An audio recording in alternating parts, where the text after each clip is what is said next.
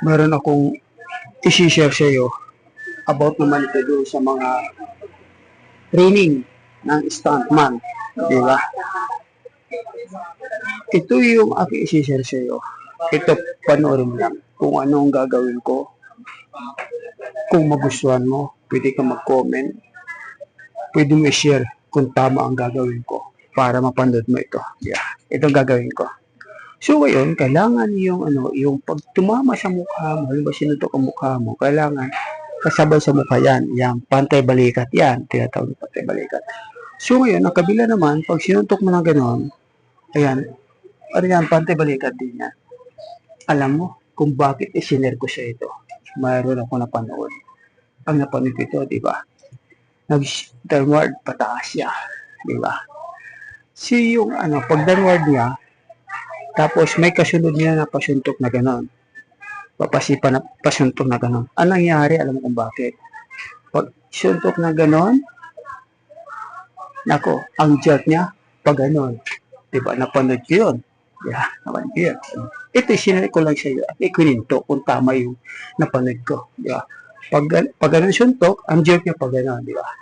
Tandaan niyo palagi, hindi man tayo perfecto, pero importante. Ito palagi aking video na sinishare sa iyo na napapanood mo. Ang kailangan, ang mga routine yan talagang tama yan. Sa training, ang suntok yan. Kung nasa yung kamao mo, pag ganun, yan ang suntok yun.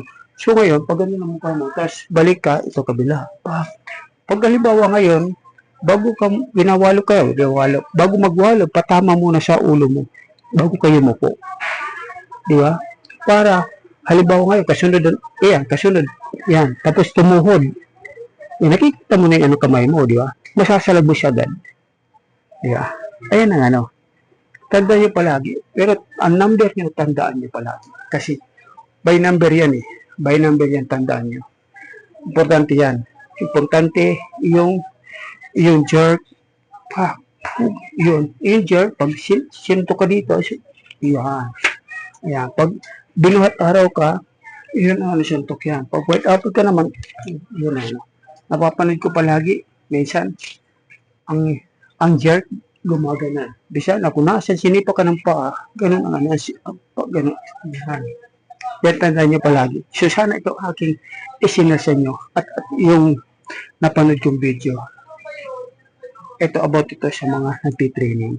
So, baguhan ka man, o nagsisimula ka pa lang, importante, matutunan mo lahat ng gagawin mo. Pero ka rin, self-defense, yeah.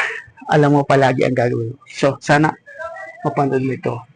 At huwag mo kalimutan na mag-like, mag-comment, o share kung nagustuhan mo, kung tama ang sinabi ko sa iyo. Okay.